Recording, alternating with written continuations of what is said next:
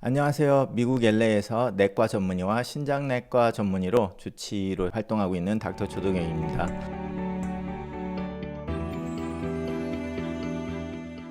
제가 오늘 처음으로 저희 병원에 방문하신 분의 사례를 좀 이야기를 해보고 싶어서 오늘 강의를 좀 급하게 만들어 봤습니다. 예전에도 이것과 비슷한 병을 가지신 분의 이야기, 그리고 그것 때문에 콩팥병이 생긴 이야기들 좀 해드렸는데요. 오늘은 제가 타이틀을 류마티스 병이라고 해서 굉장히 넓게 크게 타이틀을 지은 이유가 있는데, 예전에 다른 류마티스 병을 이야기를 하다 보니 특정한 그 질병 말고 굉장히 많은 질병들이 겹치는데 그 한 분야를 가지고 있는 분만 이야기를 한 줄 알고 다른 분들이 안타까운 일이 좀 생겨서 여기에 좀 말씀을 드리고 싶습니다. 오늘 처음으로 방문하신 분인데요. 60대 초반의 여성이고 류마티스 전문의 치료를 25년 동안 받고 계신 분입니다. 스클레로덜마로 이제 진단을 받으셔서 치료를 받고 계시는데요. 자, 그런데 미국에서 이분이 보험이 없다 보니까 류마티스 질환 스클레로덜마가 있다 보니 류마티스 전문의와 심장내과 선생님만 보면서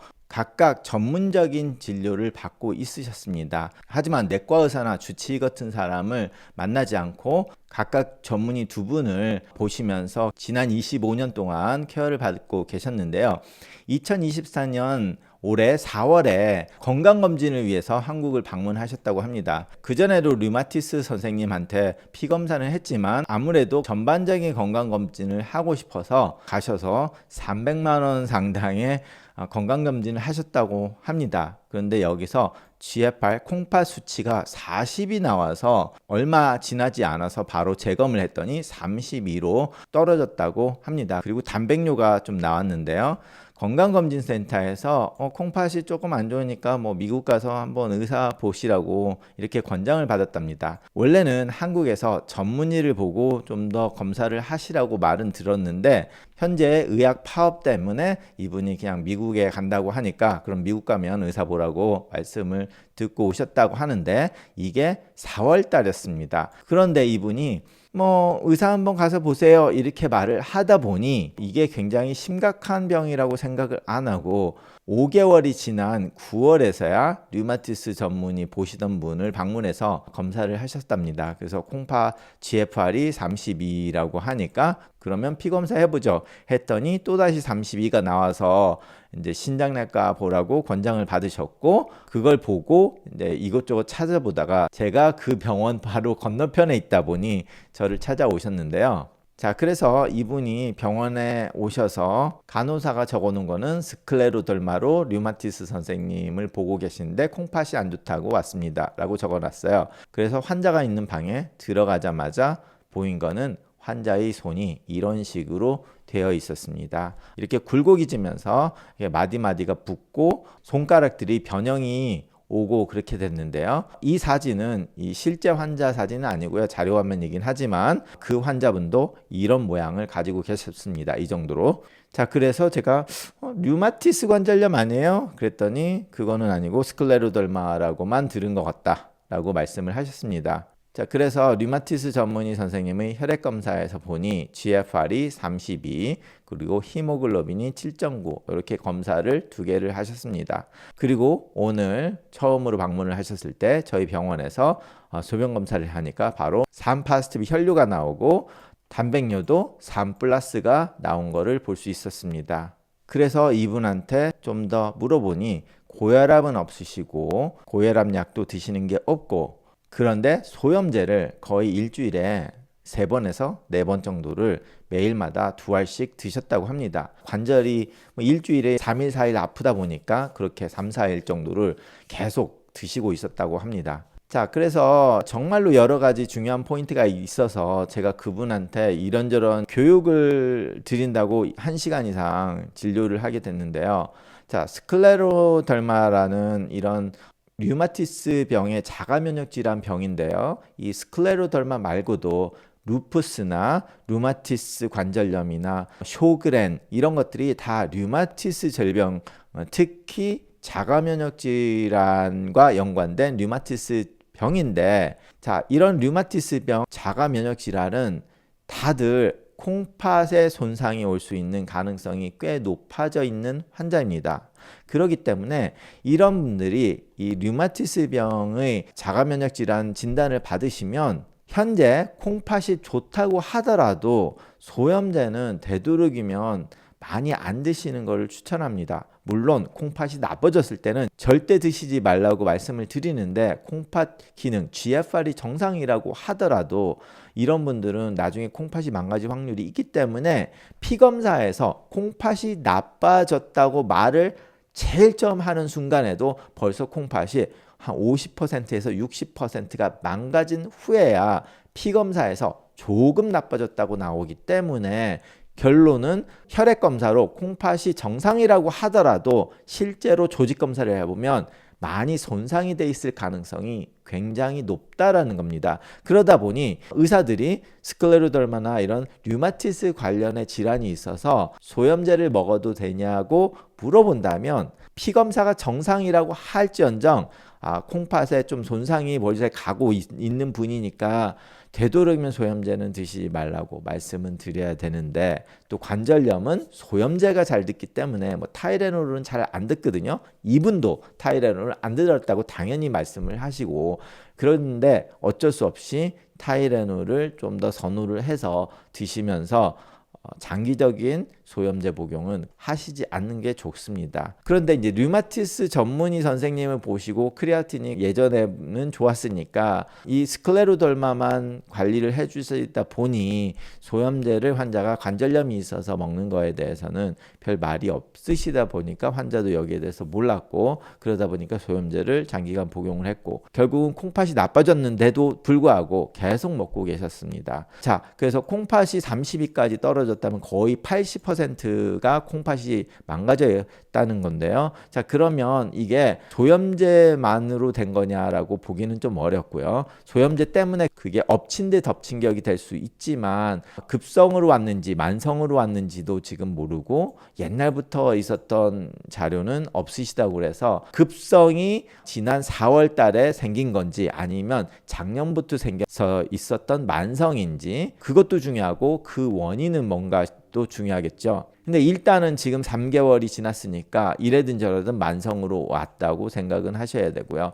그리고 또 하나 중요한 포인트는 히모글로빈 빈혈이 7.9가 나왔는데 한국에서도 그 정도 나왔는데 아무도 여기에 대해서 말을 안 했습니다. 빈혈이 조금 왔으니까 철분 드세요. 요렇게까지만 말을 했는데 이 이유가 여러 가지 때문에 생긴다는 중요한 포인트를 아무도 말을 안 해서 좀 안타까운 일인데요. 왜냐하면 스클레로덜마가 있으면 빈혈이 올 수 있습니다. 그러면 스클레로덜마로 인한 빈혈은 철분 결핍이 흔할 수 있기 때문에 철분을 먹으라는 말이 잘못된 말은 아니긴 하지만 이 콩팥병이 30위까지 떨어졌다면 이거는 철분 결핍이 아니라 콩팥병으로 인한 빈혈이 올 수도 있고 그러면 치료가 달라지게 됩니다. 자, 이렇게 빈혈이 7.9가 오면 스클레로덜마로 인한 빈혈인지 아니면 신장병으로 인한 빈혈인지를 확인을 해야 되기 때문에 둘 다 있겠지만 어떤 게 더 큰 문제가 되고 어떻게 치료를 해야 되는지를 알기 위해서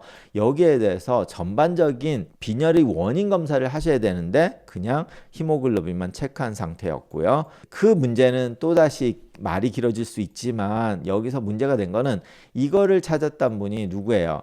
자, 한국에서 건강검진센터를 하시는 분들이 내과 전문의가 하시는 분도 있겠지만 많은 경우에 타과 선생님들이 건강검진 센터를 열고 무작위로 그냥 스탠다드로 그냥 쫙 해버리다 보니 어떤 문제가 생겼을 때 사람들은 그 건강검진센터에 있는 의사가 여기에 대해서 전반적으로 가르쳐줄 거라고 생각을 하지만 그렇지 않습니다. 이분은 그냥 검사만 해주고 뭔가 문제 있으니까 다른 의사 찾아가 보라 이런 말만 해주다 보니 이게 굉장히 심각한 병인데도 불구하고 7.9 했는데 뭐 철분이나 많이 드세요 하고 철분 검사도 안 했고 그냥 히모글로빈 하나만 가지고 그렇게 말하고 끝냈다는 거죠.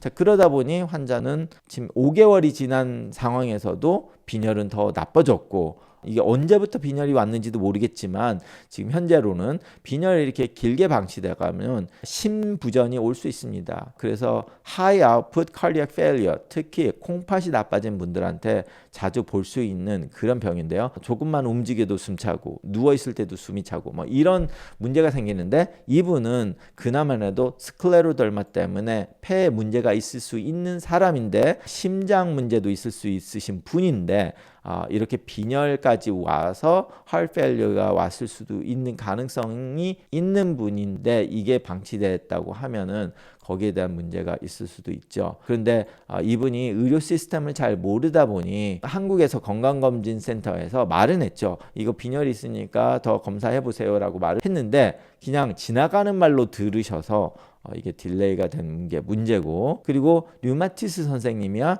류마티스 쪽을 관리를 하다 보니까 빈혈이 와도 여기에 대해서 빈혈이 왔네요 하고 이 추가적인 치료가 류마티스 선생님이 하는 게 아니다 보니 이 환자는 내과 의사나 주치의가 없이 전문적인 의사만 보다 보니 이런 것들이 제대로 관리가 안 되는 안타까운 일들이 벌어졌습니다. 그래서 결과적으로 이분은 오늘 왔기 때문에 제가 아직 원인 규명을 정확히는 할 수는 없지만 좀 더 피 검사를 하고 검사를 해야 되겠지만 현재로는 스클레로더마와 소염제를 드셔서 생기지 않았나 하는 의심을 가지고 검사를 하고 있고요. 자, 그런데 이분이 오셨을 때 하는 말은, 유튜브에서 보니까 콩팥은 한번 나빠지면 돌아올 수가 없다고 말을 하는데 그러면 콩팥내과 전문의를 봐가지고 무슨 도움이 되나요? 라고 말씀을 하시는 거예요. 지금 콩팥이 돌아오지 않더라고 하더라도 이분 같은 경우는 2차 질환이 벌써 생겼죠. 특히 빈혈이 있는데 빈혈에 대한 치료 관리가 제대로 안 됐고 콩팥 때문에 빈혈이 온 거라면 조혈제 주사를 맞아야 될 수도 있고, 스클레로더마 때문에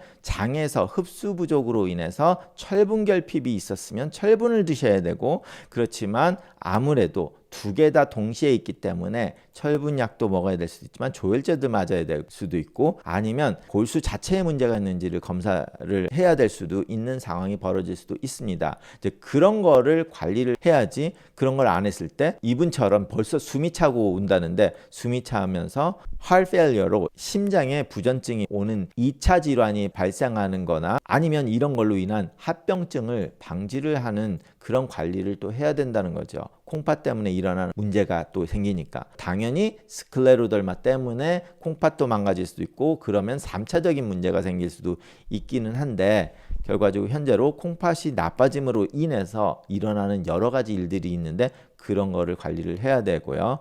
그리고 콩팥이 안 좋기 때문에 앞으로 예상되는 합병증, 뭐 혈관 질환이 더 악화된다거나 아니면 빈혈이 계속 악화된다거나 아니면 뭐 뇌졸중이나 심근경색증이 일어날 수 있는 가능성, heart failure가 아직까지는 오지는 않은 것 같이 보이는데 거기에 대한 검사 이런 것들까지 하고 2차 질환을 관리를 하면서 앞으로 된 합병증이 오지 않는 예방도 중요하게 됩니다. 자, 오늘은 스클레로더마에 대해서 간단하게 말씀을 드렸는데요. 스클레로더마 자체의 질환에 대해서 설명을 하는 유튜브를 만들까도 생각을 해봤는데, 솔직히 그냥 학술적인 거는 인터넷을 찾아봐도 충분하게 나올 수가 있습니다. 유튜브나 이런 매스컴에서 흔히 말하지 않는 것들이 이런 상황에서 나머지 합병증이 일어나는 것들, 그것의 관리에 대해서는 많이 이야기가 없어서 오늘 실제 환자를 보여드리면서 이런 이야기를 좀 해봤습니다. 물론 스클레로더마를 전반적으로 리뷰를 하는 강의를 보더라도 이런 문제가 생길 것이니까 조심하세요 라고 말은 하지만, 이분이 건강검진센터에서 말씀을 드린 것처럼 전반적으로 쭉 이야기를 하다 보면 사람들이 그게 얼마나 중요한지를 모르고 뭐 콩팥도 나빠질 수 있고요, 폐도 나빠질 수 있고요, 심장도 나빠질 수 있고요, 빈혈도 올 수 있어요 이렇게 해버리면 다 그게 그냥 지루한 교과서적인 이야기이고 환자한테서 직접 일어나서 큰 문제를 일으키는 거라고 생각을 못하는 경우나 아니면 그걸 못 느끼시는 분들이 많아서 오늘 이야기를 좀 해봤습니다. 그리고 두 번째로도 중요한 거는 지난 영상하고 같은 맥락의 이야기인데요. 이분은 이제 보험이 없다 보니 어쩔 수 없이 최소한으로 의사를 줄이려고 하다 보니, 그리고 이제 한국에는 무조건 전문의를 찾아가는 그런 시스템이다 보니 류마티스 전문의 선생님만 보고 1년에 한 번 정도 심장내과 선생님을 본 게 다였습니다. 그러다 보니까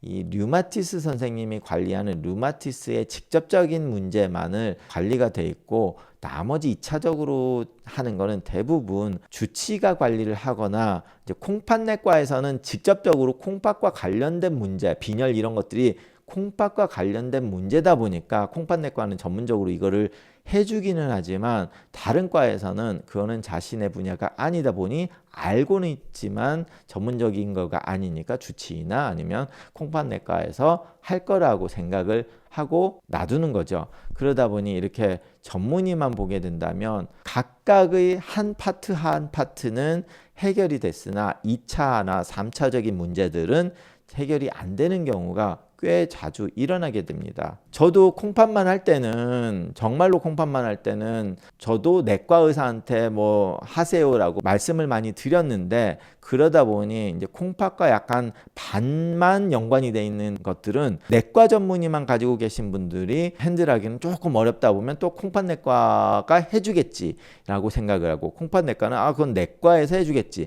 하고 하면 결과적으로는 아무것도 모르는 환자는 중간에 붕 떠가지고 관리가 전혀 안 되고 계속 시간이 지나가는 경우들이 너무 많이 있었기 때문에, 저 같은 경우는 이제 그걸 주치의로서 다 전반적인 관리를 해주고 있는데요. 모든 분들이 그렇게 할 수는 없고, 특히 한국에서는 그런 시스템 자체가 없다 보니 제가 선택한 방법은 여러분들에게 이런 문제가 생기면 이런 2차적인 문제가 있을 수 있으니까, 자신의 이런 문제가 있으면 반드시 내과 선생님을 찾아가서 여기에 대해서 상담을 하라고 말씀을 드리는 겁니다. 그래서 오늘 의료 시스템 중에서 중간에 누락되는 그런 중요한 질병의 합병증에 대해서 말씀을 드렸고요. 이런 것이 있으면 제 유튜브를 보고 뭐 치료를 직접 이렇게 해야 되겠다 하고 뭐 의사한테 이거 해주세요 저거 해주세요 라고 말씀을 드리는 게 아니라, 이런 문제가 있으니까 꼭 자신의 담당 의사에게 말을 해서 이거를 어떻게 대처할 건가 질문을 하시기 바랍니다.